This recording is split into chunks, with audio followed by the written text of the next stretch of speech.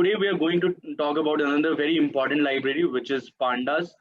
And in fact, Pandas is the most important library if you talk about exploratory data analysis in Python, right? But when we go to understand machine learning, right? So of course we'll be playing around with data, right? So for starting from today, we'll just be playing around with data and we'll try to see what insights can we come up with, right?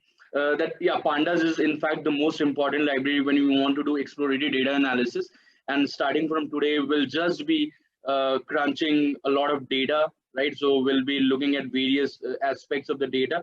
And once we have developed this understanding and intuition to play around with data, we'll take it to the next level when we discuss machine learning algorithms, right? So whatever we'll do in exploratory data analysis, so there what we'll have will be mostly doing heuristics. Okay, so will be exploring different variables and see their trends and try to come up with a particular insight or recommendation, right? So that will not be machine learning or any such algorithm driven. It will mostly be driven by our own heuristics or whatever rule constructs that we can come up with. But when we go to machine learning, we'll of course be doing this exploratory data analysis, but on top of that, we'll be using a lot of machine learning too, right? So we can use machine learning algorithms on this, let's say, data to come up with more better insights, right? So we can make predictions about future, and then we can validate them as and when time comes. And then yeah, so the idea is Pandas is going to be with you as long as you are in the data domain, right? So you'll always be working with Pandas. Maybe if we can come up, if the developers come with a better library for exploratory data analysis, so Pandas will of course be replaced by that.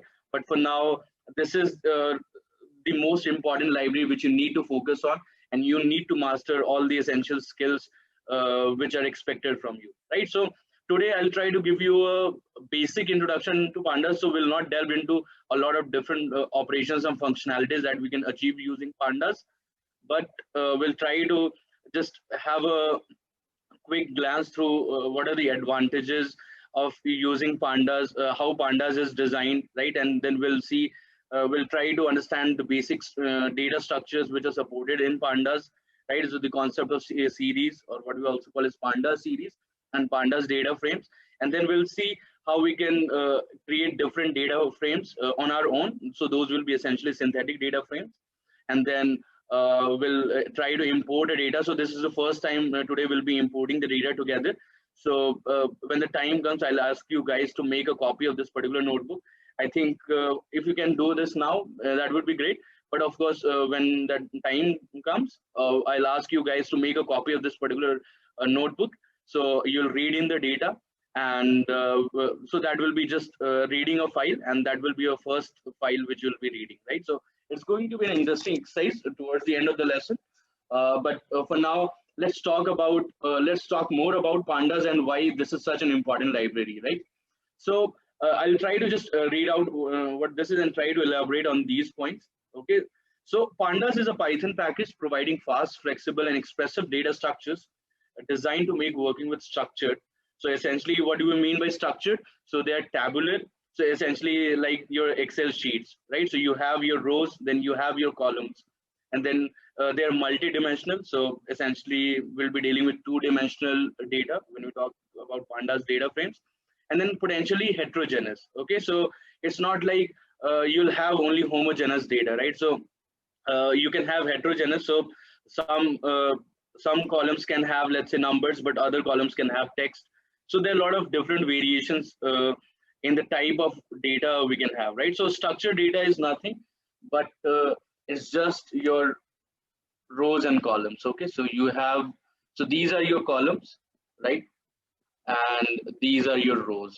Okay, so we'll talk get back to this, but this is what we mean when we say structure. Okay, so this has a proper structure to it, right? So okay, so and time series data both use easy and intuitive, right? So Pandas is a very intuitive and it's a relatively very easy library to get your hands on with, right? So you don't have to put a lot of brain in figuring out, yeah, how do I do this, right? So uh, as I have already emphasized in the last class, so your awareness regarding what you want to do, that is the most important thing, and I think that is the most important skill if you ask me, for a data scientist, right? So if you're given a problem, then how do you dissect that problem? What are the sub problems that you can identify? So you need to be aware what you want to do, right? But and then when you ask yourself, how do I do this, right? So once you know what you want to do, and the next question you will definitely ask, how do I do this? So of course you can Google these things, and yeah, so these will be pretty easy, right? So the most important thing, if you think about from a perspective of a data scientist, is what to do, right? So what ideas to come up with, and executing those ideas is relatively simpler, right? So it's getting the ideas which are tough, and of course implementing them. But implementing those ideas will be relatively easy because a lot of people are doing yeah, data analysis in Python, and you can simply Google few things and you'll get those answers, right? So it's not a big deal. And because Panda is such a huge library, it has a lot of different functions, in fact a plethora of them, and it's not expected, at least from a sane person, to remember all those things. But you just need to have this awareness that, yeah, I want to do this particular task, I'm not sure how I'm going to do this, but let's try to Google this a bit over Stack Overflow, or you can go through the official Pandas documentation, and yeah, those will make your life quite easy, right? So if you think, if you simply Google, let's say, I'll just try to, yeah, give you a demonstration. So how to, yeah, rename column in Pandas, okay? And maybe you can add a keyword Stack Overflow, right? So it will give you very good answers here, right? So yeah, changing a specific name, right? So you can go here and see. So you can simply copy paste this particular code, and yeah, and then you can paste it, Python environment. And of course, what is the thing you need to change? Just it could be a different name of the data frame you have, and then the column names, right? So essentially, you need to be very smart at Googling, right? So you need to come up with very effective Googling so that you arrive to your answers, as in the answers to how to do those particular tasks very quickly, right? So this will eventually come when you realize, right? So I could have opted to not write Stack Overflow here, but eventually I think, yeah, this comes in the second, but there might be cases when you simply write such search, right, or keywords. So it might not give you very relevant result, but when you add keywords such as Stack Overflow or Stack Exchange, so I think you guys can note down these few sites essentially. So one is of course Stack Overflow. I think a lot of people are aware. Then one is of course Data Science Stack Exchange. Okay, so this is again really, I don't know if Data Science Stack Exchange, there would be a space, but I am not sure. But if you search about it, you'll get to know. So Stack Overflow is a really important, is a really helpful site, yeah, where you can find very relevant questions related to Python, programming, machine learning, statistics, etc. Then you have, I think, cross-validated. So that is again a really wonderful. So I think, yeah, you can explore these things if you have any query related to, let's say, Python or machine learning or statistics or mathematics, right? So all those things are, in fact, most of the questions which you will have, because you're just starting out, you can get these answers here. So watch out on these specific things, right? Of course, W3 School is there, as Sheets was mentioning. So they, in fact, a lot more than this, but these are the top ones I thought I should recommend you before even we delve into, yeah, deeper into Pandas. Okay, so Pandas aims to be the fundamental high-level building block for doing practical real-world data analysis in Python, right? So if you want to do data analysis in Python, and you need to ask yourself this question: what do you mean by analysis, right? So I have been talking about this particular thing, right? Analysis. So you need to be really aware about this particular terminology, analysis, because it's very easy to confuse and fool yourself.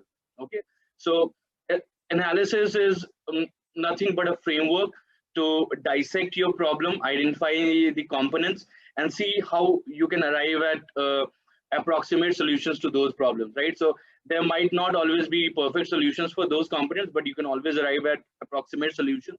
So that is what we mean by analysis, right? So you are analyzing few things, you're dissecting the components and see what does that, what do those components yield, right? So that's what we mean by analysis, and you need to convince yourself that yeah, you understand this particular thing, right? So if I ask you, I am giving you this data set, yeah, do me some analysis on this, right? So what are you going to do, right? So I didn't say you anything. I just gave you the data set. I didn't even tell you what the data set is about, but I ask you, yeah, do this particular sort of analysis, right? So you'll explore the data, right? See what variables you have, what features you have, and then um, you can work on this and then do some analysis there, right? So you'll explore different variables, you'll explore different subsets of the data, and that is how you'll come up with various insights regarding what can be uncovered from that data, right? So this is also what we call as data mining. So essentially you're mining the information out of the data. Information or data, they're essentially the same thing, and I hope you know, guys know, because we are always talking about data. So data is a plural word, right? So the singular is datum. So always whenever you're using data, that means you're using that in a plural context. Okay, so just a bit of English alert from there. Okay, so let's move ahead. So Pandas is designed to make it easier to work with structured data, right? So you know what the definition of structured.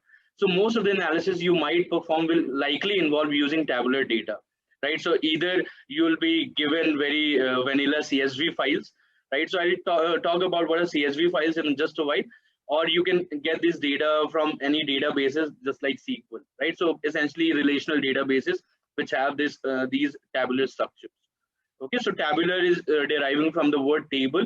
So I hope you get the idea that we have this a square sort of thing in which we have rows and then we have different columns. Okay, so so data frame object in Pandas. So Pandas has a one of the most important component, which is what we call as the data frame object. Okay, or you can also call data frame. Right. So data frame in Pandas is a two-dimensional tabular, that means table-like, column-oriented data structure with both row and column labels. Right. So we have this essentially two-dimensional thing, right? So we have this, right? So I'm not sure why this is happening. Okay, so you have these rows and then you have these columns, but there's also an identifier for each row and also for each label, right? So remember last day we talked about 2D arrays, right? So our 2D array is nothing, just a matrix, and here we can simply write numbers. But when you talk about a Pandas data frame, so here we'll have what we call as the index, so which is the row identifier. So let's say this is a data of various students in class, right? So this index could be the student ID, okay, and then we could have the column names here, right? So which are also known as the labels, right? So in Pandas data frame, you have the row labels as well, and you have the column labels, which was not present in your NumPy 2D array, right? So there we just had the numbers, but we did not have any identifiers for any rows or columns, right? So this is an addition on top of that, right? And of course, Pandas is built on top of NumPy, right? So you need to appreciate this, because a lot of operations which we'll be doing on data frames and stuff like those, they will essentially be carrying out NumPy operations in the backend, right? So we'll not be writing NumPy functions or using them, because whatever Pandas functionality we'll be using, those are already written on top of those NumPy functionalities, right? So let's talk about a few things which Pandas is really good at. So first is robust IO tools. So if you're not aware about what IO stands for, so in fact this should be I/O, which is input output tools for loading data from flat files. That means, let's say there is a CSV file, so which is CSV is short for comma separated value, right? So you'll have comma separated files, so what we also call as CSV files, and I think most of you guys are aware about this particular format. Then you can have Excel file. So So there are different formats. So one is, let's say file one dot CSV. Then you can have, let's say, file two dot XLX, XLS or XLX, right? So this is the latest one. And then you can also read a lot of different sort of data. So you can read JSON files. You can also read pickle files, right, which are short for PKL. There are a lot of different type of formats, and Pandas support all those different formats, and it has a very robust input-output tools. As in, so suppose a data is located in a particular location in your system, right? So here, of course, we'll be using the data which is available in our drive. Okay, so we want to read a particular data and load that data in the environment, right? So your Python environment does not directly access that data. You need to have this system in place in which you can very consistently and adequately read those data and do some operations on that. And let's say if you want to write a file in that particular location, so you can write that file in using Pandas. Okay, so that is what I mean by input output. That is, if you want to read a file or if you want to write a file in a particular location. So by writing, I means you have a data frame in, let's say, in your Python environment, that is in this Colab environment. Now you want to write this file in a particular location in your drive or maybe in your local. So that is what I mean by IO, right? Okay, so let's move ahead. So easy handling of missing data in floating point as well as non-floating point data, right? So missing data in Pandas, they will be represented as NaN. In fact, in that's the same thing in NumPy. Okay, so NaN is short for not a number. Okay, so all those missing data. So for example, if you have suppose you have a data set, okay, that consists of various records or observations about students in a class, right? So for a particular student, you can have different set of identifiers, right? So you can have, let's say, their name, their city, their educational background, right? So their, let's say, current income, a lot of their interest. But for some people, a particular identifier, so you might not have that information, right? So for, let's say, a particular student, let's say Rohan, so you might not have his current income. Okay, so there will have missing data, and that can be represented as NaN. Okay, so moving ahead, in Pandas, we can easily handle missing values or missing data. Okay, so this is one of the good things about Pandas. Then of course, size mutability. So a Pandas, we can play with Pandas data frame as much as we want, right? So we can insert few columns, we can delete few columns, right? We can remove few rows, we can add new rows, we can do any sort of transformation that you can conceive of, right? So it's very susceptible to any such mutation, and that's why these are really handy constructs. Okay, next is automatic and explicit data alignment, right? So objects can be explicitly assigned to a set of labels, or the user can simply ignore the labels and let series, data frame, etc. automatically align the data for you in computation, right? So I will talk about this particular point because I don't think you'll be able to relate to this particular point at this point of time, but we'll come back to this later on. Okay, so next is powerful flexible group by functionality to perform split, apply, combine operations on data sets for both aggregating and transforming data.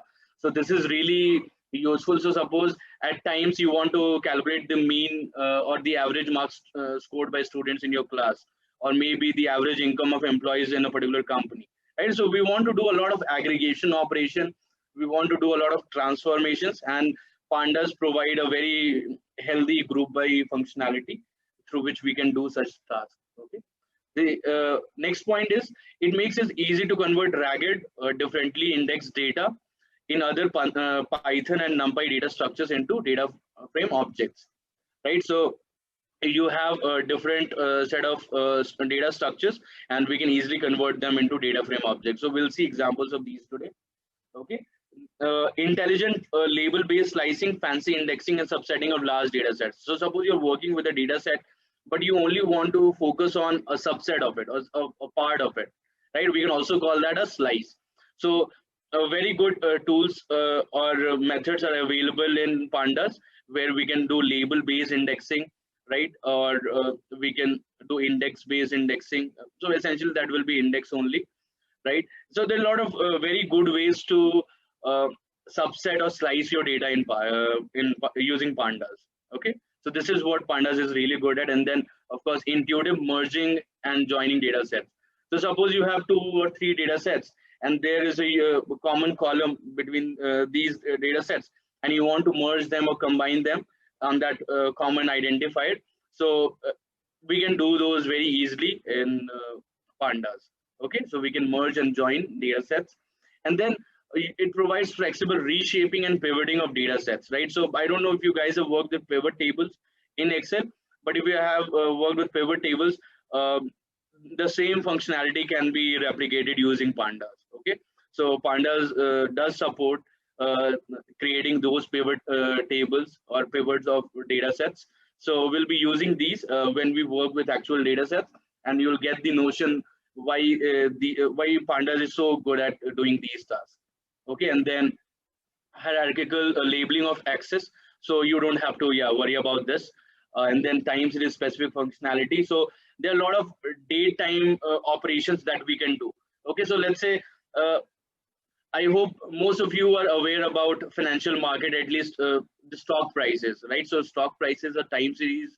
They're essentially time series, and most of the time, what you want to do, you'd want to calculate the rolling averages, or maybe let's say exponentially moving weighted averages over some certain look back window. So Pandas provide these functionalities, and I'm just giving you an example, but it can do much more than that, right? So we can do a lot of daytime related operations, or in fact time series related operations in Pandas, right? So at times you would be working with time series data, and Pandas will have a lot of useful functionalities to help you with those particular time series data. Okay, so one thing, so we have been talking about Pandas, but we don't know how the name Pandas came. So just for your curiosity, so this is derived from the term panel data. Okay, so panel data is essentially what we mean by your Excel data. Okay, so it's an econometrics term for multi-dimensional structured data sets and Python data analysis itself. Okay, so this is how Pandas is getting its name. So PAN from panel, and then of course you have data, and then of course S is there. Okay, so we can give a liberty there. Okay, so if you want to consult the Pandas documentation, so it's a very huge documentation, so you can go to this link, and you'll be able to learn a lot about Pandas. Okay, so you can search a lot of things here in the doc, and you can start exploring it. But for now, I think whatever functions which I will be teaching to you guys, you don't those are the things which you need to keep in mind. Okay, so you don't have to focus on going through the entire documentation, because that's not possible. Let's say be honest, even in the 6 months or something like that, right? So whatever functions or operations which I will be teaching you, so I think those will be sufficient to help you do very rigorous exploratory data analysis in Python.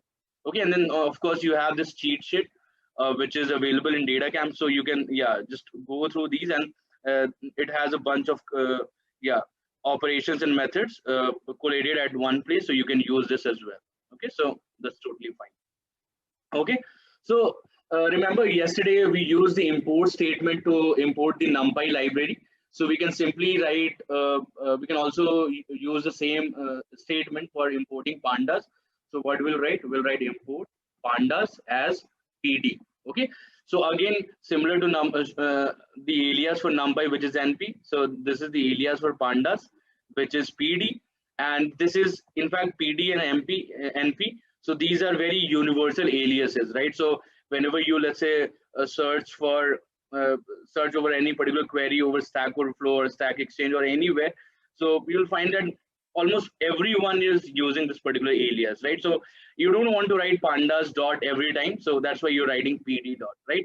Because earlier today we could have simply written import NumPy, but whenever we're calling any functions, for example, let's say np dot reshape, so we would have to write numpy.reshape, right? So it's a bit cumbersome to write numpy every time.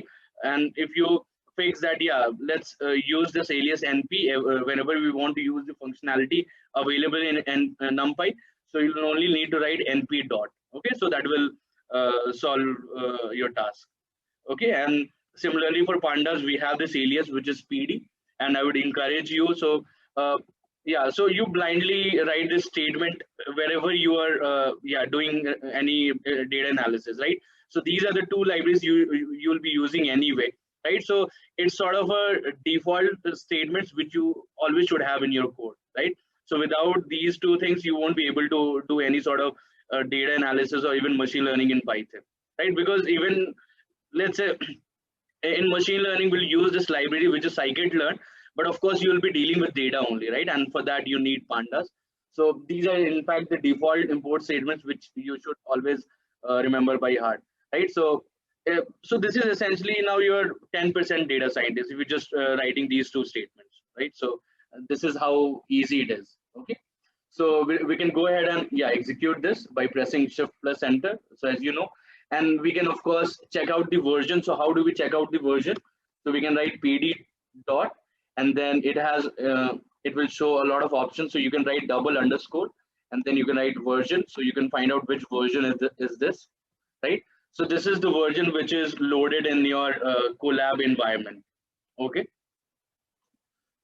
so now you can also do the same thing for NumPy. So every library will have a version, right? Because you're not satisfied with the first version, right? So always there's an improvement, there are some bug fixes, or there's some additional functionalities which are added in the next version. So it's helpful to see the versions. This will be useful, let's say, when you want to write a code which works on different set of environments, and those environments might have different versions of these libraries, and some functionalities might not work, right? So it's good to always see which is the version you're working with.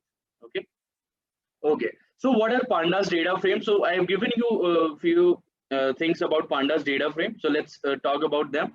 So in the previous chapters where we introduced Python lists and NumPy arrays, so you learned that both of these data structures, they can store collections of values instead of just single values, right? And you also learned that Python lists are flexible and they can store items of various data types, right? So a single list can have numbers, but it can also have strings, etc.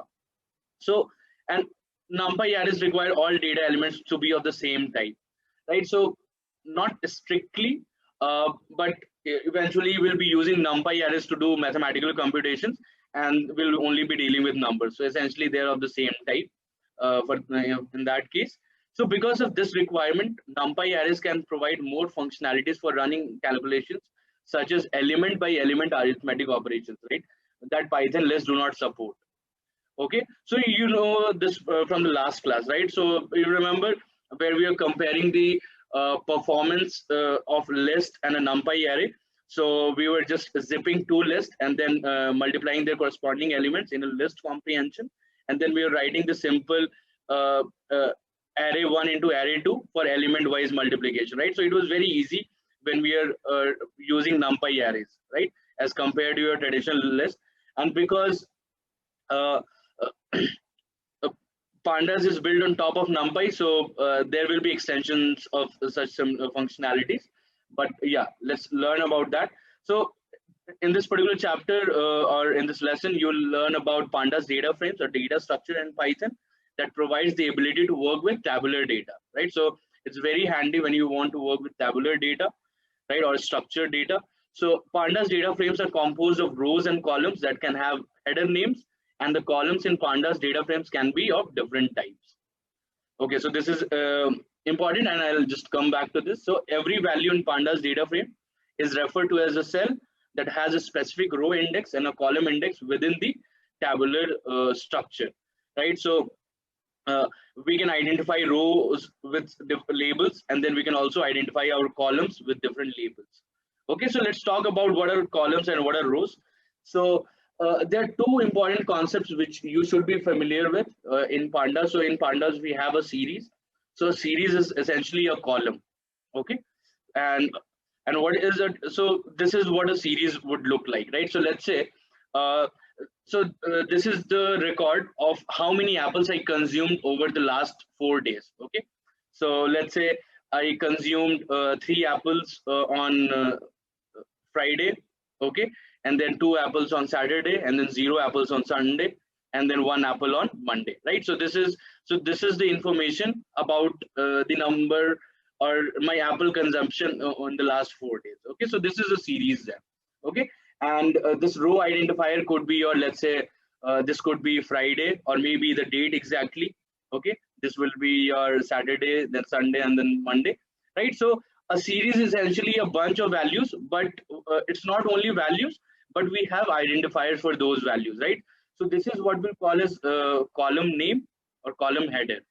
Okay, so this is apples, or we can in fact change this name to the number of apples consumed by me. Okay, or yeah, so we'll of course whenever we are dealing with data sets, so we'll try to write very intuitive variable names, but of course we don't want to write very large variable names. All right, okay, so this is what a series is, and here of course I have mentioned the labels as 0, 1, 2, 3, but you can have different labels like the date on which I consumed these many apples, right? So in a way, this is a way to store information, right? So let's say if you ask yourself this question, so how much weight have I put on in the last 1 month, right? So you have, let's say, data points on daily basis. So you'll have 30 data points, assuming that you're calculating for the month in which we have 30 days.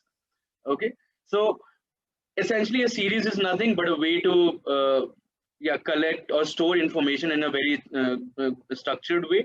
And these values, so all these rows have identifiers, or what we also call as row labels, and then you have the column name, okay, which identifies what those values are, right? Because in when we talked about a single, let's say 1D array, so I'll write a list, right? So I'll write something like 1, 2, 3, 4, right? But I don't know what these numbers are, right? So I have no idea, and I cannot figure out what these numbers are unless and until someone has told me, right? But if you think about a Pandas series, right? So here, if we have the column name, right? So it's very easy to decipher what that is. And then of course you have the row labels, and they can give you a lot of information, right? So in our case, if I wanted to monitor my Apple consumption activity over the last 4 days, so I can have those specific dates as inputs, or not inputs, as row labels. Okay, then similarly we can have another series in which I'm having the orange consumption over the last 4 days. Okay, and then I can add these two series together, and it will give me a data frame. Okay, so let's say on Friday I consumed 3 apples and 0 oranges. Okay, so this is what our data is. Then on Saturday I consumed 2 apples and 3 oranges, so this is the data for that particular day. Okay, so this is giving me the fruit consumption activity over the, let's say, last 4 days. And then you can have Sunday, and then you can have Monday. Okay, something like this. Okay, so all these labels, keep in mind they have to be very unique for all the rows. Okay, so maybe I can use a different color.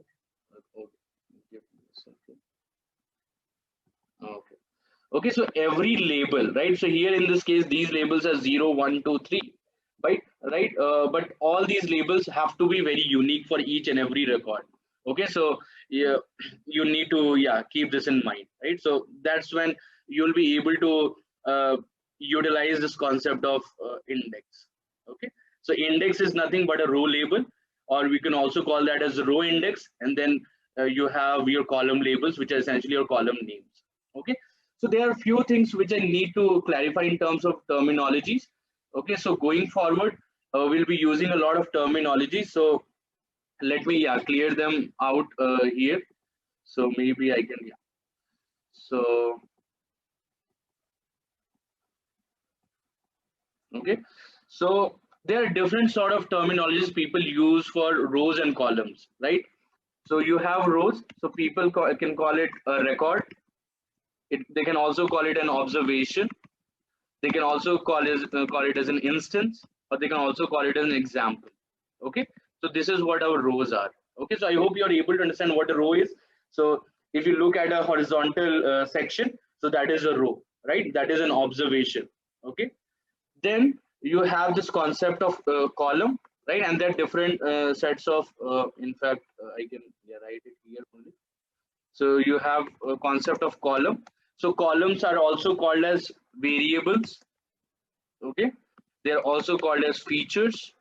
Okay, and what else? So I think, yeah, these are the terms which people use interchangeably for these things, right? So if people want to say that, yeah, there are these many rows in my data sets, so they can also say that, yeah, I have 100 records in my data set, I have 100 observations in my data set, I have 100 instances in my data set, or I have 100 examples in my data set, right? So those will correspond to the rows, right? So the number of horizontal sections you have.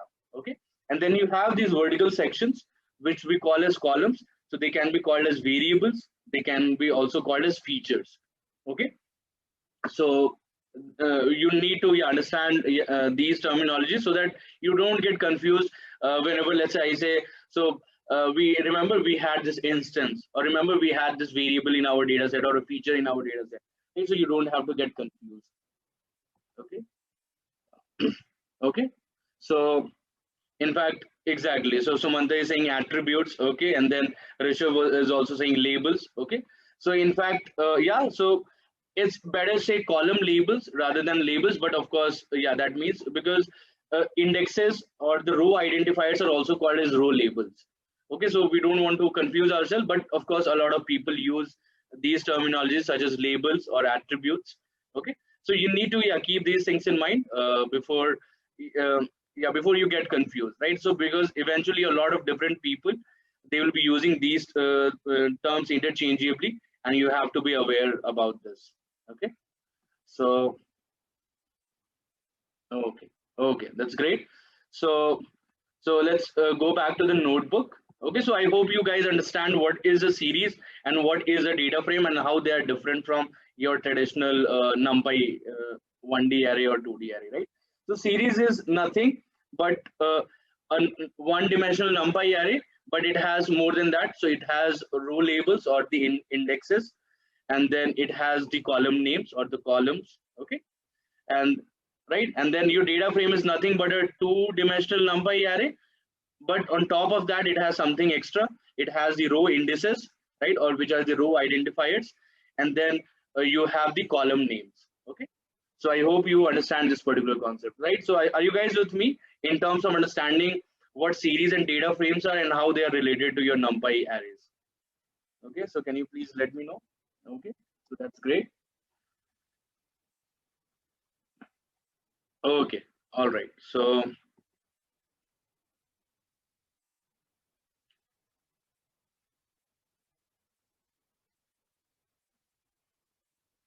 okay, so a data frame is essentially a combination of series, right? So Jay, you're right. Okay.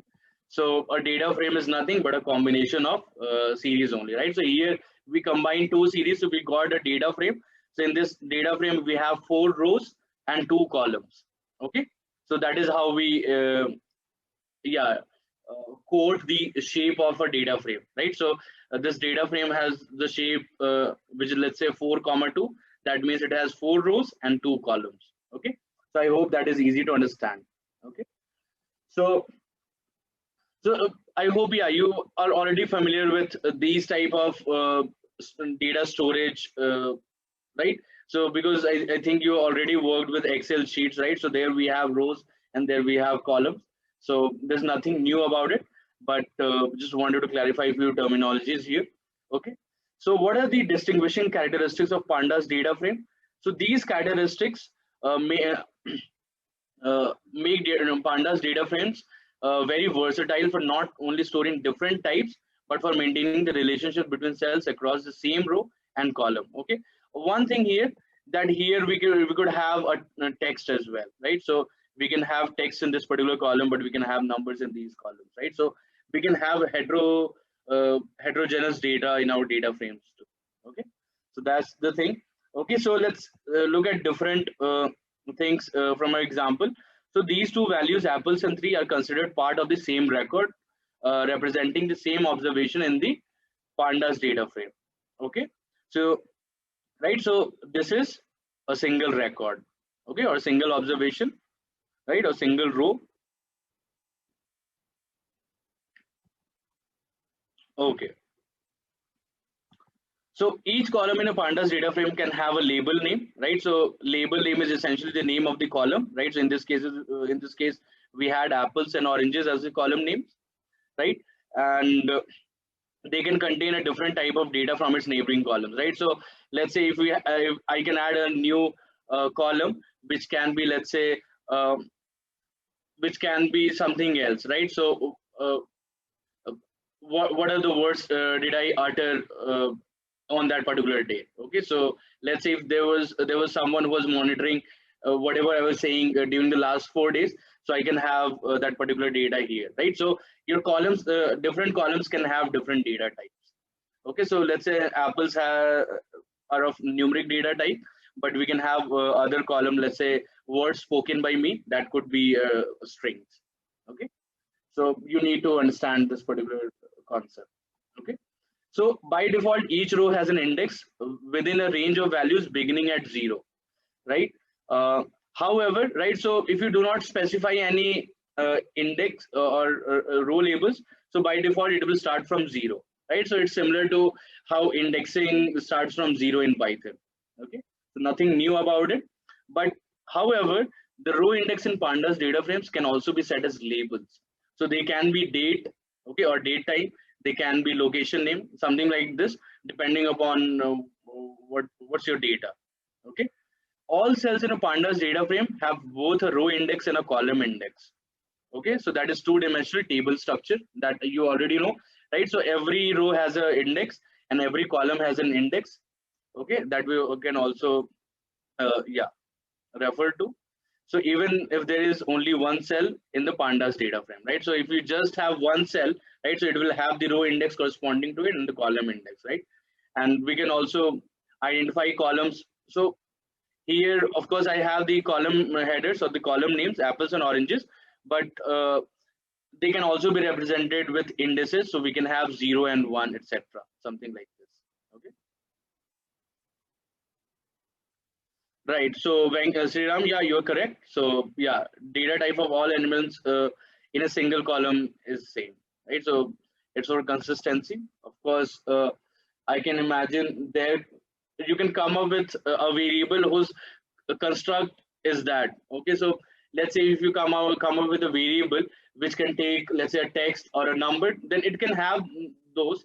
But of course, yeah, strictly saying will be having the same data type in a single column. Okay, so I hope, yeah, you get your answer. So essentially, yeah, to simplify things, we'll be having the same data type in a single column. Okay, different columns can have different data types, but within a single column will not have different data types. Okay, so all right, so you understand what I was saying about column index, right? So we can not only identify these columns with their column names, so we can also identify with their positions through indexes, right? So this column can also have values such as, let's say, 0, 1, etc., similar to what you have in your row index, right? Okay, so moving ahead.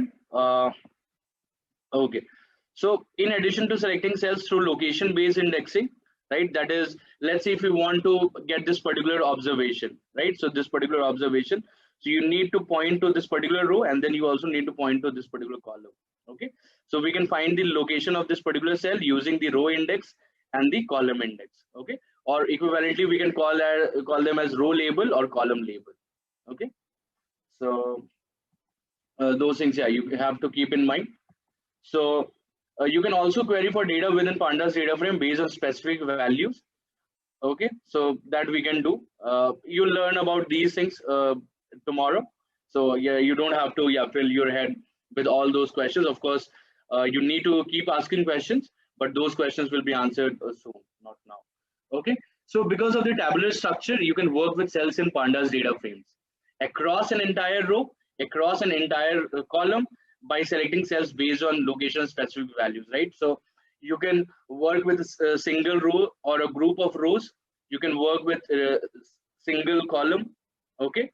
Or a single column is also referred to as a series, right? Which I have already told you. And then also you can work on specific set of cells based on these rows and columns which satisfy, let's say, certain conditions. Okay. So, so due to its inherent tabular structure, Pandas data frames also allow for cells to have null values. So that is no data value such as blank space, NaN, -99, etc. Okay. So let's say if you have missing values, if you don't have any information for that particular cell, right? So let's say I didn't have the data for the number of apples I ate the last Sunday. Okay. So there, if I don't provide anything there, I'll just leave it blank. So it will be treated as NaN, okay, or not a number. Okay, so pandas can easily handle missing value or missing information. Okay, so let's go ahead and create our first pandas series. Okay, so let's create a series of numbers. Okay, so what I'm writing a variable or creating a variable number series, and then what I'm writing, so pd dot, and then you write something like series. Okay, so maybe I'll just try to show you. So if you write pd dot, so it should in fact show a lot of things, and then I can write series, and then so click enter, and then of course you can provide, let's say, a list of values here. Okay, so maybe I can increase it to 6,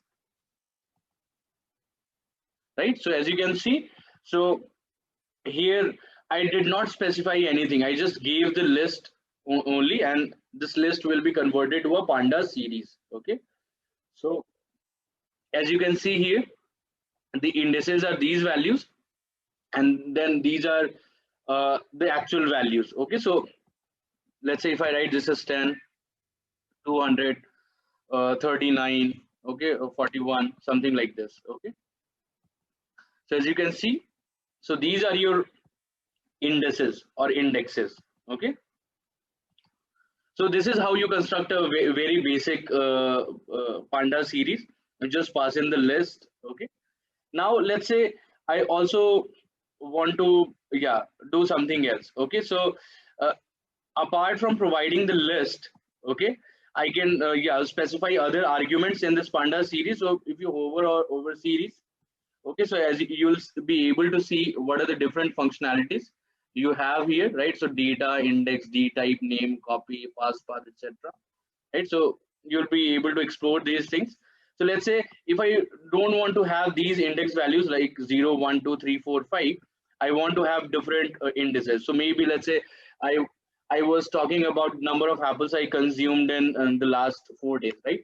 So maybe I can write. So can anyone help me with, let's say that was 13, 14, 15, 12. Okay, so let's say 2021, 0 to 13, and then on Valentine's Day I didn't eat anything. Okay, so we can have few values there, 0 to 15, and then so these are the 4. Of course, the number of indices they have to be consistent. So let's say I can add 1 second. So I'll just remove one value here. Okay, so I'll have 4 values and 4 indices, and the name I can write number of apples consumed. Okay, so something like this, right? So as you can see on 12th Feb, so this is our row indices. Okay, and these are the actual column values. And what is the name of the column or the panda series? Is number of apples consumed. Okay, so I hope you get the idea.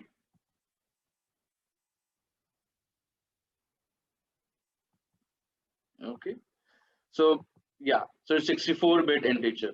Okay, so okay, so this is the number series. In fact, this was an apple series, so I can write apple series. That will be more consistent. So I can just copy paste this here. All right, just run this again. Okay, and then I can. So what else can we do? Okay, so let's say I want to get the information about the first row, right? So first row, so I can just comment this out. So the information about first row, so I ate 2 apples, okay?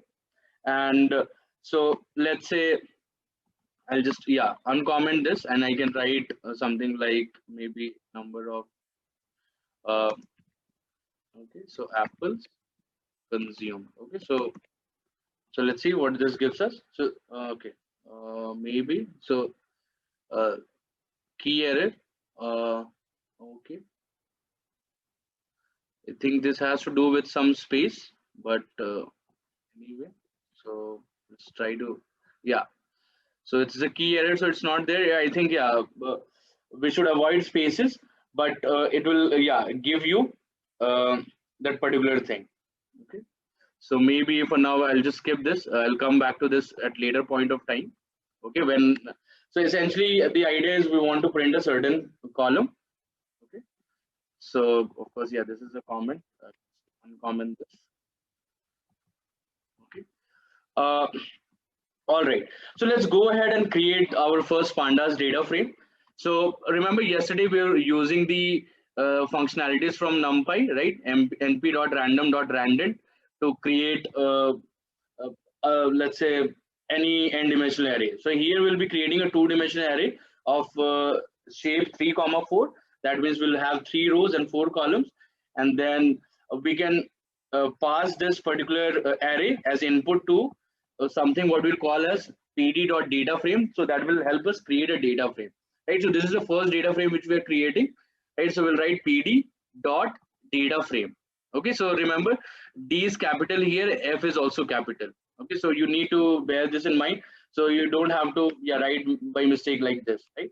You need to write data frame in this way, and then within the parentheses, so what things we can provide? So we can provide the array, but because the array does not have any idea about row or column labels, so extra what we can do, we can provide the column names in a list, right? So columns is a argument, right, taken by data frame, right? So as you can see, columns is optional, so we can choose to, yeah, provide our names, specific column name. So maybe I'll take the names of students of this particular cohort. So maybe Rohan, Rishabh, then you have, let's say, Sanchita, and then maybe, yeah, Priyanshi. Okay, so let's go ahead and, yeah, run this particular thing. Okay, so these could be anything, right, depending upon what you want to store, right? So these numbers can be, let's say, the number of credits secured by all these people, let's say Rohan, Rishabh, Sanchita, Priyanshi, on a particular assignment, right? So it could be, right? So this could be the number of credits earned by Rohan in the last 3 assignments, something like that, right? So of course you can define what sort of information you want to store, but this is how we create a data frame. Okay, so we can create this data frame how? By writing pd.dataframe, right? So to create a series, you need to write pd.series. So series is nothing but essentially a column, but you have pd.dataframe, right? So this will create a data frame. So remember, data frame is 2-dimensional. Okay, so we'll pass the 2D array here as input. So this is the required input, and of course you can create an empty data frame too, right? That's totally fine. But in this example, I just wanted to show you a filled data frame, right? So I'm providing this NumPy array as input, and then I'm also providing the column names, right? So in this way, we can, yeah, create this particular, right? So I can also show you how the array looks like, right? So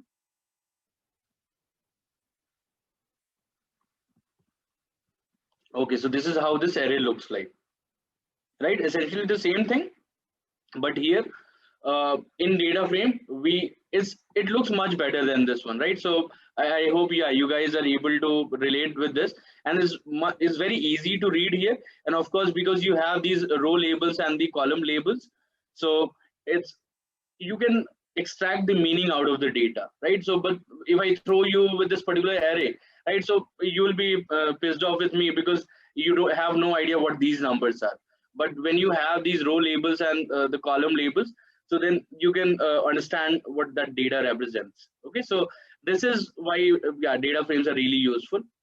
And I'm not saying that NumPy arrays are useless, but they're really useful because pandas, whatever operations that will be doing, so they're essentially doing operations on those NumPy arrays only. Okay, so a lot of NumPy operations are going in backend whenever we are executing pandas functions.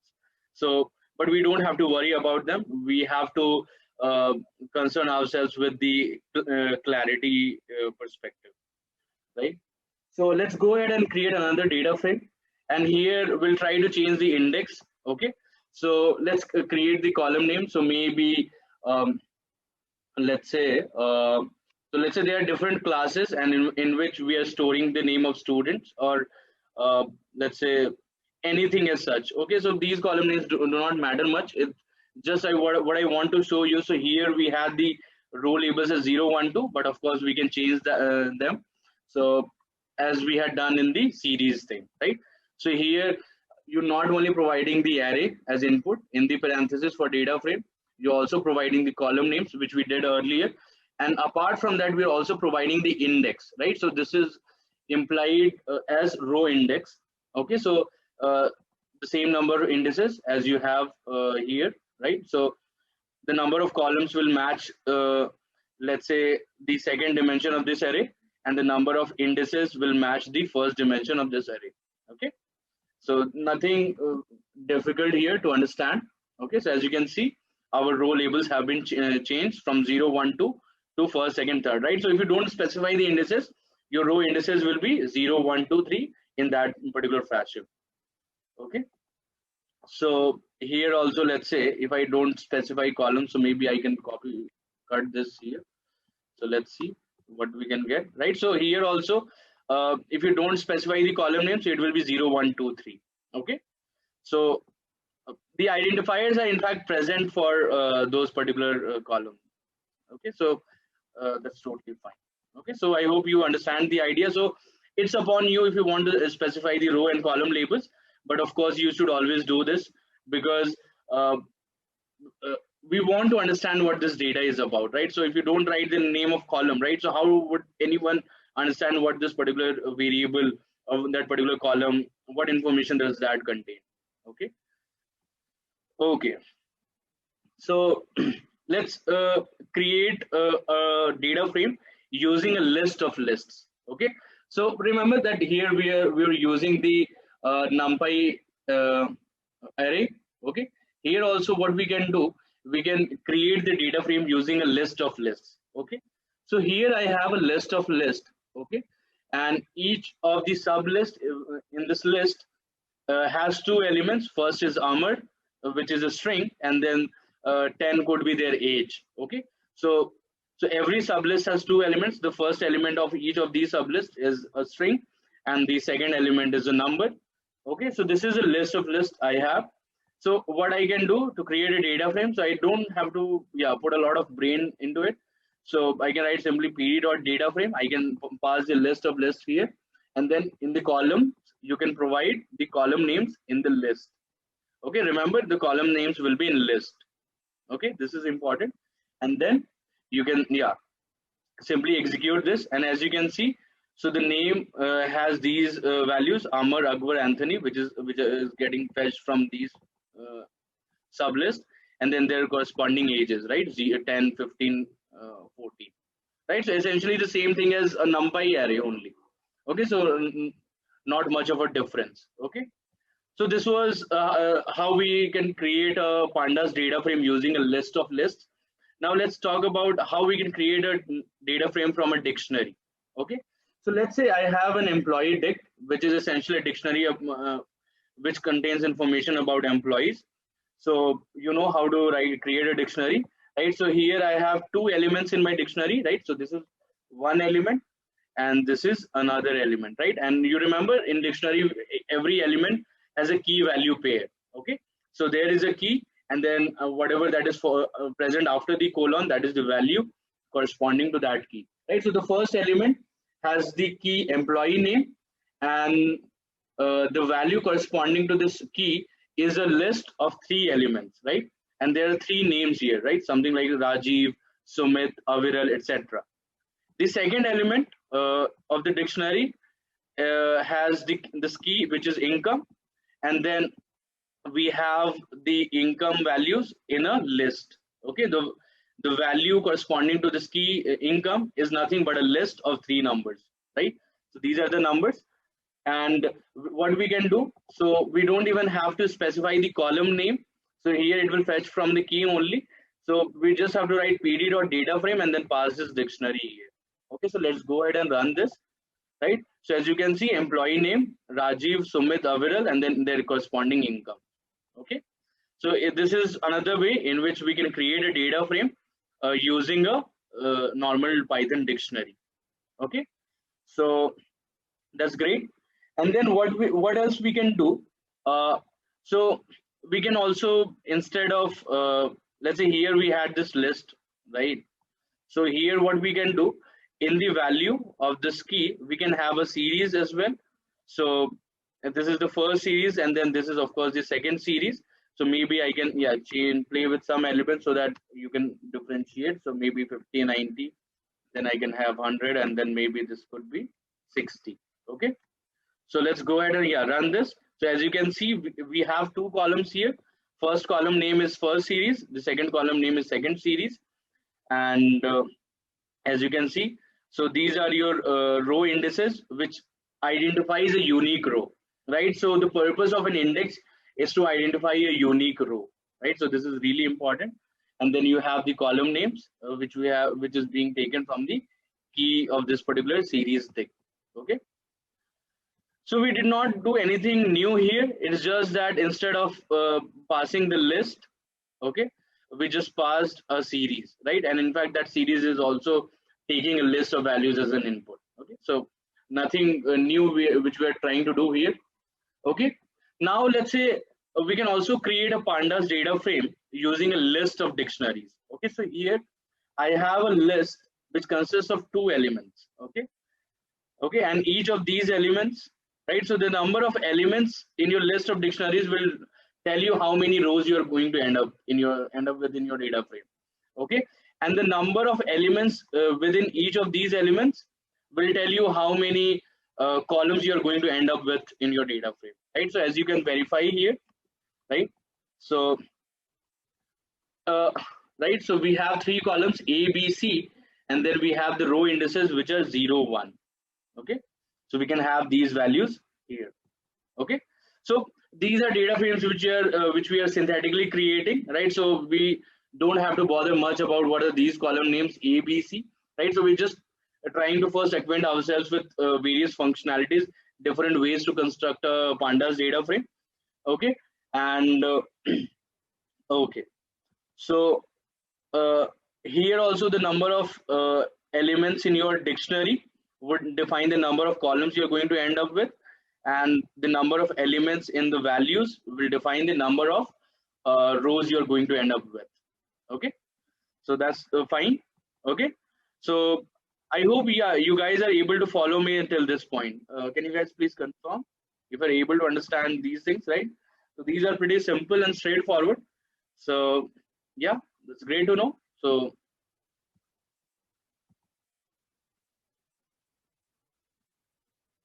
okay. So now next what we can do, so we can also change the indices here, right? So whenever we are creating the data frame, so we can provide the index, and it will have that many elements as there are number of rows or observations in your data frame. Okay, because index specifies the row identifiers, right? So if you're not yet sure, okay, so if you're not yet sure, so I'll just tell you. Okay, so these are my rows, right? So each row is an observation. Okay, so when I was taking this particular example, let's say employee data frame, right? You remember this particular thing? Here we had an employee data frame, right? So let's say for a particular employee, I can have all other information, right? So their band or their designation, so they could be, let's say, data scientist or business analyst, anything they can be, right? And then we can have multiple, right? So what was the last height they got? We can have are they married, right? So we can have different set of information for a particular employee, right? So this particular row, in fact, I'll just use the uh, spotlight. Okay, okay, right. So this is your row. Okay, so this is a row, and you can have different columns, right? So which will give you an understanding or information about a particular employee. Okay, so in this particular data frame, we want every row or every observation to talk about a specific employee, right? So we can have different columns here, let's say band, or we can have designation or married status, something like these, right? So each row identifies a unique employee in this case.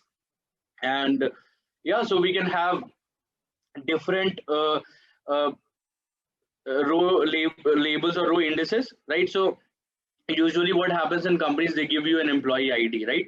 So employee ID can be a row index here. Okay, so instead of plain 0, 1, 2, you can have employee IDs as your row identifiers, right? So whenever you are carrying out any experiment, right? So let's say if you're very curious enough and you wanted to find out different uh, behaviors of people who are living in your neighborhood, right? So what do? You go out, let's say you have this Excel sheet. Okay, so you take out your tab, you go to your neighborhood, right? So you move around house to house, door to door, right? And you're collecting different information, right? So because you want to understand how does your neighborhood look like, right? So this is an experiment which you want to do, right? So in terms of creating the data, how you will create, right? So essentially what you would want is that every row or every observation will be about a specific person or individual, and then for all these individuals you can collect various common set of information, right? So let's say their height, their weight, their ethnicity, or their marital status, their occupation, right? So there are a lot of demographics or information you can collect for all these people who are living in your neighborhood, right? So that is what we mean by, yeah, collecting data. And yeah, so whenever you are collecting such data, so in the simple construct, every single individual will correspond, so every observation in that data will correspond to a single individual, right? So that individual will be the unique identifier for all the individual name, maybe, or something else you'd need, right? So some people might have common names. So the idea is every observation or every observation is giving me information about a specific individual, right? That is a really powerful statement, and you should definitely try to understand uh, the idea of collecting data and what our data means, right? So in terms of column, right? So what are the different, or what is the average income across all the employees in a particular company, right? So you can take all the values which you have in this income column, and then you can average them together, take out the average, and then you can, yeah, quote, yeah, this is the mean income of all the employees in this particular company, right? But every observation and every row, they talk specifically about a specific individual or an employee.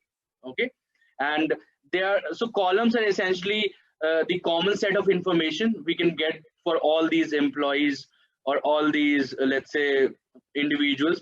And of course when you have different data sets, so let's say when you're dealing with transactions data set, so suppose you open up a new retail shop, right? So every customer is coming to your shop and they're purchasing something, so there is a proper transaction, right? So that data can be written as, so maybe I'll just use the pencil. Okay, just give me a second. Okay, so let's say, how do you collate the transaction data? Okay, or collect. So let's say, so this is my index, so I can call this as transaction ID, okay, which will be unique ID for all the transactions, right? Because every transaction is different, right? So transaction ID can be differentiated with a date timestamp, right? So because at a particular instant of time, and if you take away precision till microseconds, so every transaction will happen at a single point of time only. Okay, now for each transaction, so what variables you can collect? So let's say items purchased, right? So for a particular item, transaction, you can say, yeah, what were the items purchased? So that information you can collect. What was the total amount paid? Okay, something like this. What let's say what was you can also say that maybe other information you can collect, right? So for example, let's say zip code or the locality of that particular customer. Okay, then you can have other sort of identifiers, right? So this is how you yeah, collect a transaction data. Okay, so you need to think a lot about what a data set or what a particular data frame means, right? So you need to understand what a particular observation or row means, and then you also need to appreciate what columns mean, right? So columns are essentially a common set of informations for different rows, right? So for every row you are having the same set of columns, right?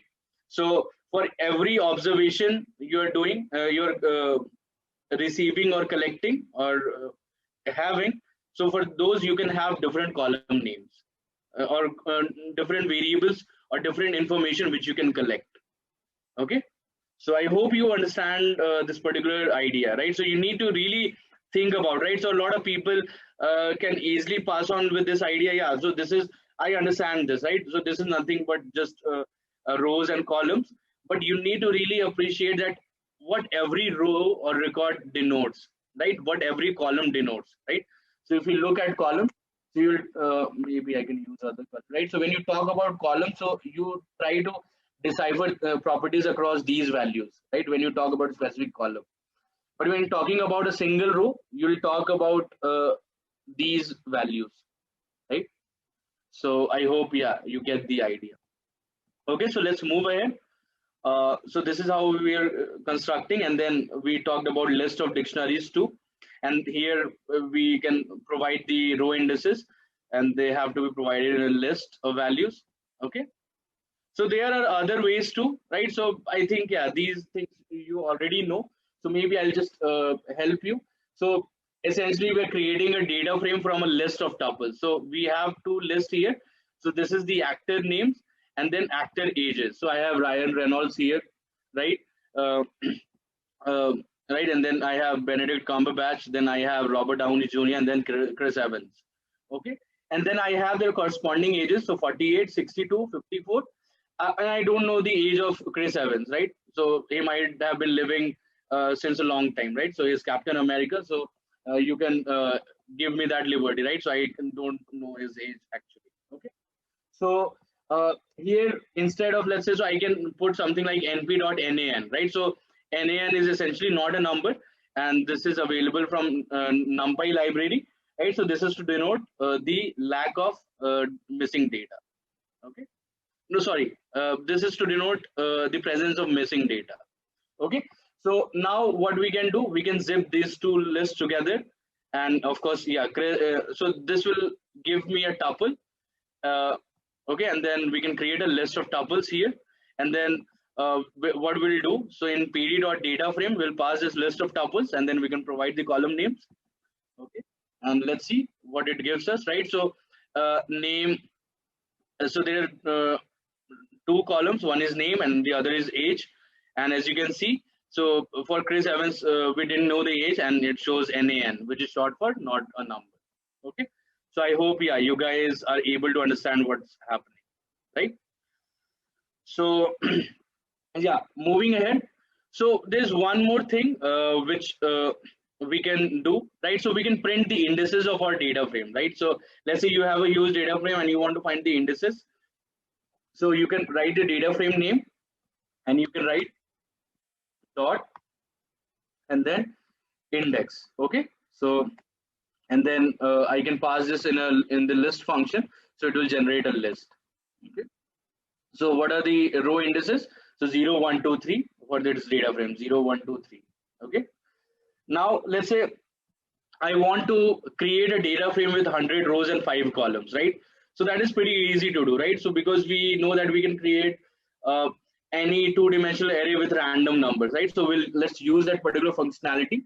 So let's say I'll use random only, and okay, so maybe, yeah, we can use what we are using earlier in our above functionality. So maybe, yeah, I'll use this particular thing. Okay, where were we? All right, so yeah, I can just copy paste this here.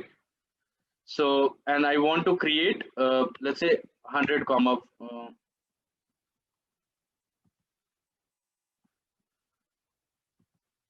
right. So we have 100 rows and 5 columns here, and these are the values. And of course we can change this to, let's say I want to generate numbers from 1 to 1000. Okay, so you can, yeah, so we have this data frame. So here also we are passing this two-dimensional array, and then we can provide the column name. So because we are just synthetically creating this data frame to just demonstrate how we can create these data frames, so I'm not going ahead and writing any column names because they will of course be irrelevant. Okay, so all right, and then okay, so this is how you so we can get the indices of this particular data frame.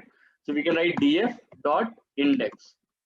Okay, right. So now as you can see, so this range indexes start from 0 to 100, and of course we can get the value. So when we pass this to list function okay, so as you can see, we are getting from 0 to I hope you are able to say this, right? So 0 to 100, right? So index is one attribute to your data frame, and what this will do, so this will give you the row indices of your data frame. Okay, so this is the index attribute, right? So we didn't have to write brackets here, because for an attribute we just need to write the name of the attribute followed by dot. Okay, so yeah, so I hope you understand the difference between attributes and methods. But we have a head method in Pandas data frame, right? So what this does, so if you when we call this method head, right? So write df dot head, so it will print the first 5 rows by default, right? But you can of course print the top n rows. So here in the argument I can specify 10, so I can get the top 10 rows. Okay, right? So this is what is given by the head method, right? So it prints the first n rows of the data frame, and if you don't pass anything in the argument, so by default it will print the first 5 rows or first 5 observations. Okay, so let's move ahead. So now we have the tail method, so which is df dot tail, right? So this will give you, as the name suggests, the last n rows, right? So by default also it prints the last 5 rows, and of course we want to get the last 10 rows, so you can print this. And I think you can verify with the indices, right? So these actually make sense, right? So these are the last 10, and then these are the first 10. Okay, and one more thing I didn't actually tell you guys, right? So a lot of people, so whenever you are storing a data frame in a particular variable, a lot of people tend to write the name df, right, which is short for data frame, and it's very intuitive, right? So whenever, let's say, you are running out of idea that what do I name this particular data frame, so just go blindly with df, right? So here also I think we saw that in this particular Stack Overflow solution, right? So they will always going to use this particular terminology like df, etc., right?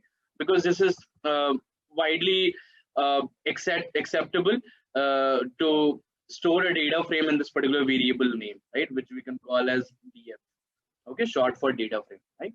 But of course you need to write proper data frame name. So remember we had this actor data frame, so the name of that particular data frame was actor underscore df, right? So of course you need to have very meaningful data frame names, or for any variable for that matter, right? So you need to have very relevant variable names or relevant function names, so that you can actually identify what's happening. Okay, so if you write df1, df2, those are of course valid variable names, but you might get confused. Okay, so always try to have very relevant data frame names or variable names. Okay, in this case. So I hope you understand the concept of these two methods, head and tail. Okay, so they give you the first n rows or the last n rows, right?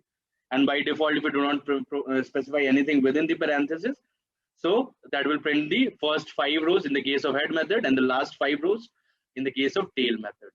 Okay, now we have the columns attribute. Okay, so what we can do, so we can write simply df dot columns, and it will give me the column names, or what you can also call as column labels. Okay, so I pass them into list, so it gives me the list of column names. Okay, so this is a useful attribute, and I think you'll be using this. So let's say you have a data frame which has 100 variables, right? So you can simply write this particular a very tiny statement to find the list of all the column names. Okay, and yeah, so actor df dot column, so that will give me two columns which were name and age. Okay, and then what we can do, so let's see, this our data frame actor df, right? So it had around yeah, 4 rows and 2 columns, right? So there is an info method which prints the basic information about our data frame. So what is the basic information it's giving us, right? So it's giving us right, so range, so index range first. So firstly 4 entries it's saying, that means 4 rows, 0 to 3, right? So this is the index range, and then you have the column, right? So it gives you detail about all the columns, right? So so the column name has 4 non-null count, right? But age has 3 non-null count, right? Because we had 1 null count. Okay, and then it gives you the D type. So the name is object, which is essentially, if you can consider that it is a string type, and then you have float 64, right? Which is just your age. Okay, so this gives you the basic information about your data frame. So this info method will be useful quite a time, right? So when you want to see how many, let's say, null entries are there in a particular column, or you want to have an overview of your data frame, right? Okay, so this is yeah, I will not be spending a lot of time on info, right? So I hope you understand this. Now of course you can run this on your own too and get to, yeah, figure out what things it's giving you, right? One thing important that yeah, it's saying that it's of class pandas.core.frame.data frame. Okay, so essentially, let's say if pandas is a library, so then core could be a module of this library, and then frame could be a class, or it could be any other module within it, and then it will have a data frame class. Okay, so in this way you can read these things. Okay, so object is what is defined in pandas. Okay, so maybe, yeah, you can Google about this particular object D type in pandas. Essentially, whenever you have any string column, so it denotes them as object. Okay. Okay, so there is another important method which is rename. So it renames the columns of the data frame. Okay, so let's say this is the data frame which we had, which we were calling as actor df, and now I want to change the column name to actor name and the age to actor age. Okay, so I want to change the column names. Okay, so how can I do that? So I have the rename method. Okay, so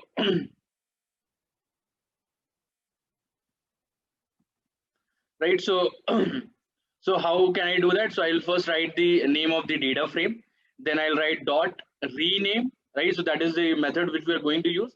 And as you can see, this method, right? So this method will take some arguments. Okay, so so here what we can do, we can provide the columns as this one, right? So here what will be putting as input, right? So we'll be giving a dictionary as an input in the columns argument, right? And the first value or the key of each element of our this column dictionary which we're passing, right? So every element will correspond to a single column which we want to rename. So this will be the original name, and the value will be the new name. Okay, so I want to replace name with actor name, right? So this is an element of a dictionary, and then I want to rename age to actor age, right? And there's one more thing, and then comma in place is equal to true, right? So what this means, so firstly what I'll try to do, I'll just try to run this particular piece of code, right, without in place, and then you will be able to appreciate what's happening, right?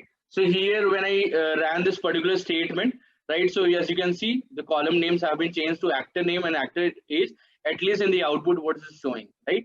But let's go ahead and inspect our actor df again. And right, so here as you can see the names have not been changed. Okay, so you'll need to store this in actor df again, right? Something like actor df is equal to something like this. So to get around that particular problem, what we can do, uh, we can write something like in place is equal to true, right? So whatever change we want to invoke, right? So we can invoke using in place is equal to true. That means these changes will get invoked in place, right? So we don't have to write something like actor df is equal to something like this, right? We don't have to do those things, right? So it's a very useful uh, argument in place. And if you write in place is equal to true, right? So let's go ahead and run this, right? And now I can check my actor df, right? So now as you can see the column names have been renamed to actor name and actor age, right? So this is the rename method. Okay, so this is pretty basic.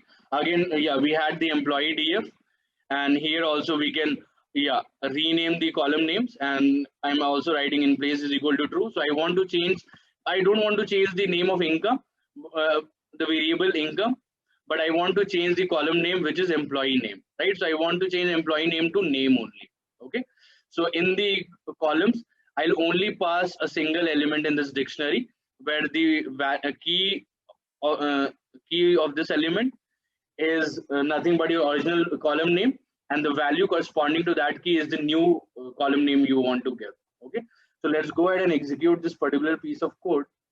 Okay, so this is how you rename, and then I can see, so my employee name has been changed to name. Okay, so in this way we can change the names of columns in our data frame. Okay. Okay, so you'll learn about the concept of access tomorrow. Okay, so I'm not discussing this today, so we'll be learning about the concept of access tomorrow. Okay, so this is essentially nothing but similar to what we have discussed about dimensions in yesterday's class, right? So now okay, so these are the basic attributes and methods I wanted to discuss in this introductory class. Now it's time to do some basic experiments. So we want to load a data set in our Python environment, and especially in our Colab environment, right? So things will be slightly different if you want to do it in your local system, but for Colab it's slightly different. So let's see how can we do that. So I would request every one of you to go to your course dashboard, make a copy of this and keep this in your respective, let's say module 1 week 3 and day 2 folder, and also copy paste the data there. Okay, so those should be in your proper drive folders. So I'll give you guys 2 minutes time to do this, and let me know whenever you are done with it, right? So you need to create a copy of this notebook so that you connect to the server, and we'll try to load a file. Okay, so but before that we'll be mounting the drive, and we'll be loading and reading the data set. So I want you guys to participate in this activity too. So just copy the this particular notebook, and also make a copy of the data files that have been shared with you, right? So just go to your dashboard and make a copy of those things, right? So I'll just wait for 2 minutes.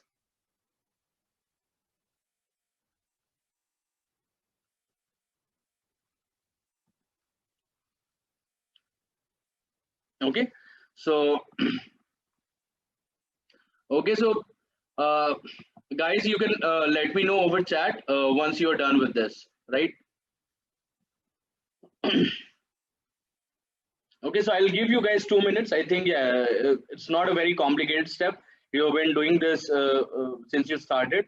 Okay, so I want to get the confirmation for everyone so that you can repeat the steps together. And so we'll be doing some step. So we'll be doing these steps together, because this is the first time when we'll be mounting the drive in Colab, and we'll be reading the data set. Okay. Okay. So there are 4 people. All right. I also request all the people from the pro program to also repeat the same step. Okay, so that yeah, you're aware about how you can uh, yeah, mount your drive in Colab and basically read the data set from a given location or folder. Okay, so yeah, so yeah, I'll just give you guys one more minute and then we'll get on with it. Uh, okay, so this will just be a 5 minute step. Okay, and after that we'll be having the quiz and yeah, we'll disband after that.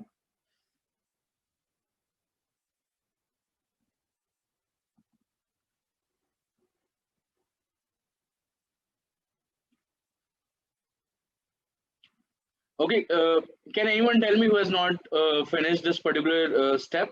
Right, so copying the assignment and the data. Is anyone left?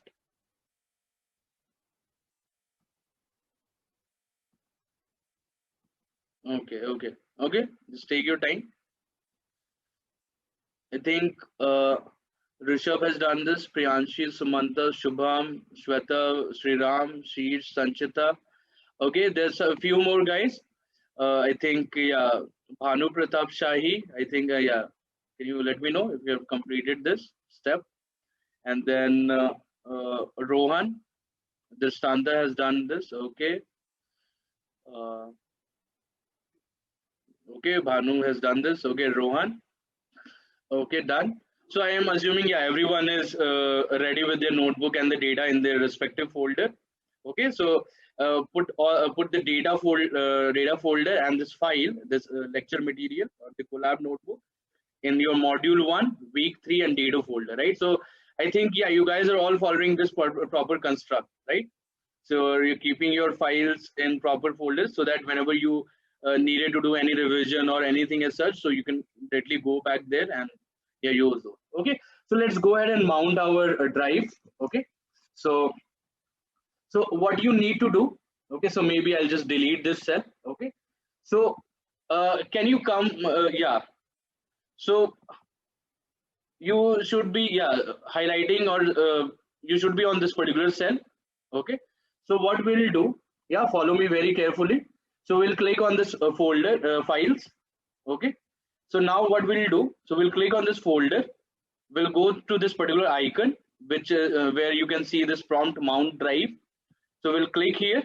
Okay, so now when I click on this, it generates this two lines of code from for me. Okay, so what you need to do, you need to execute this cell. So just do this along with me, execute this cell. So now you'll be needed to enter an authorization code, right? So there's an URL. So I'll just click on this URL. So it will ask me to get the confirmation. So I'll need to allow. Okay. So now I've gotten the code. So I'll click on the copy thing here. So I'll copy this code. I'll enter this code here. So Control V and then press enter. Okay. So when I press enter, so it will yeah see me, yeah. So it will tell me that yeah your drive has been mounted, right? So it's saying that mounted at content drive. Okay. So can you guys please tell me if you have been able to mount your drive? Okay, so it was a very easy step. So you just needed to click on mount drive option. So Colab will automatically generate two lines of code for you. Then yeah, you need to go to the link.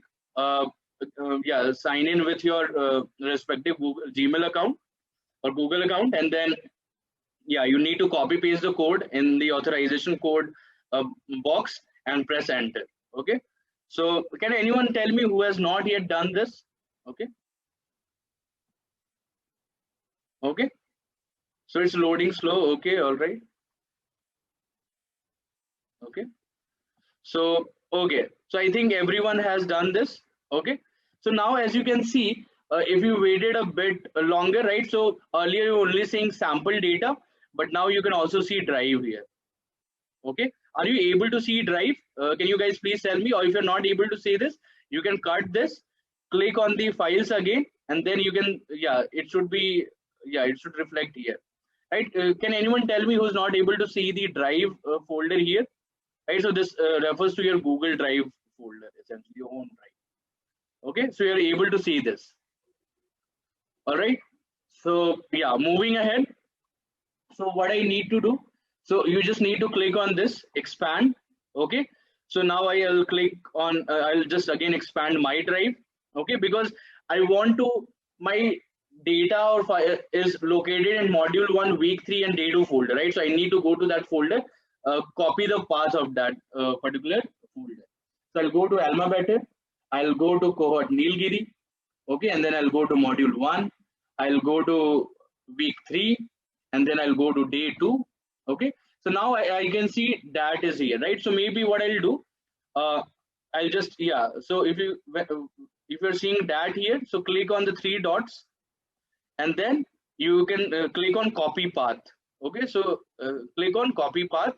So now what I can do, I can provide this, so I can create a variable which I'm mentioning as working directory path, and then you can simply copy paste this here. Okay, so this you will be able to see something like /content /drive /my drive /AlmaBetter cohort Nilgiri /module 1 /week 3 /day 2 /dat, which has the file. Okay, and make sure after that also you add one /. Okay, I'll tell you why. Okay, so for now, just make sure you have this /. After that, okay. So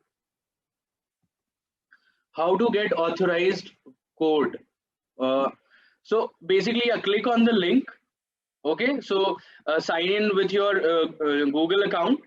Okay, and there it will generate a code. So there will be an option to copy. Okay, so remember, you'll get this particular thing, right? So just click on this, so this particular code will get copied, and then you need to so there's a prompt in your collab, right? Whenever in the cell where you're asking it to mount, right? So you can just copy paste there, so control V and then press enter. Okay, so your drive will be mounted. Rajat, are you with me in this case? Let me know if you're having any issues. Okay, that's great.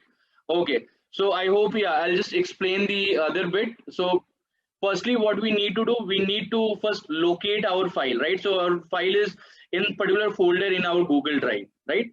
So once we have mounted our drive, we'll expand all the folders and just click the path of our dat folder. So we'll copy the path.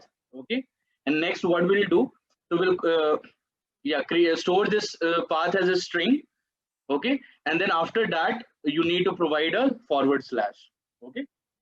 Okay, so this is our dat, and if you expand on that, so it has 3 files. Okay, so now once I have stored my path in working directory path, now I'm ready to read the data, which, let's say the data which I'm going to read is imdb data.csv. Okay, so you can cut this because now we have used the we have used the copy path functionality. Okay, so now, so can't see drive. Okay, so just hang on for a second. So what you need to do, Rajat, you need to click on this particular icon, right? This is the icon on the left on files, and so earlier sample data would have been present, but once you have mounted it, this drive should appear, right? So it might take 5 seconds, 10 seconds to load, but it should get reflected. Okay, that's great. Okay, all right. So now once we have copied the path, now we are ready to read the data set, right? So there is a very important, because there's a CSV file which is comma separated file, right? So there's a read underscore CSV function or method available in Pandas, right? So what we'll do, so we'll create this variable imdb underscore df, that is short for imdb DataFrame, and then we'll write pd dot read underscore CSV. Okay, and then what we'll do, we'll write, so this is nothing but the string only. It's nothing but a string, right? So because this is a string, and then we are again concatenating this file string, right? So this is a string which we have from above, then we'll write plus, and then you can write within quotes this imdb underscore data.csv. So this is the file which you wanted to read. We could have alternatively done similar like imdb data.csv here as well, right? So we didn't have to do anything here. So we could have simply provided working directory path, and we could have avoided imdb data.csv. But because in that particular path, we have 3 DataFrames or files, or they could be multiple, right? So it's better to always work with in a particular directory or folder, and then that directory can have multiple files. So you can use this basic string concatenation to read those specific files, right? So for now, I'll just revert back to the original thing which I had. So you'll have the working directory path plus the imdb data.csv. Okay, so you can simply go ahead and read this, right? So it takes some time. So now it has been read. Okay, so now I can simply delete this. So now once so whatever is being outputted using this particular operation is nothing but a data frame, right? So you need to understand this. So this is nothing but a data frame, a pandas data frame in fact. So you can explore the head of this data frame, right? So as you can see, so this data frame has this ID, then belongs to collection, right? So this is another variable. What is the budget of a movie? Then genres. Then you have the home page of that, right? So it will be URL.